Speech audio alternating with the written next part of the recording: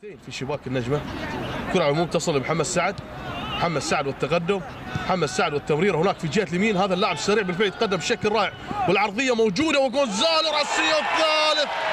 ثلاثية منامية تهز الشباك النجماوية وبالتحديد عن طريق البرازيلي فيتور هو يسجل هدف الثالث الآن. وهنا الفرحة البرازيلية لكن بألوان المنامة بثلاثية وانطلاقة رائعة عن طريق محمد سعد في الدقيقة 39.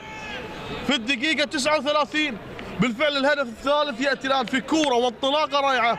وهنا الفرحة المنامية وكبيرة للمنامة، كبيرة للمنامة، لكن هي بالفعل تأتي بعد مجهود رائع من المدرب موسى حبيب وتوجيهاته. لكن الشاهد انطلاقة عن طريق محمد سعد والعرضية بعد ذلك، والشاهد الارتقاء حط فيتور في الشباك النجماوية. ثلاثية بيضاء، ثلاثية مقابل أي ردة فعل من جانب النجمة. 3 أهداف مقابل لا شيء، 3 أهداف.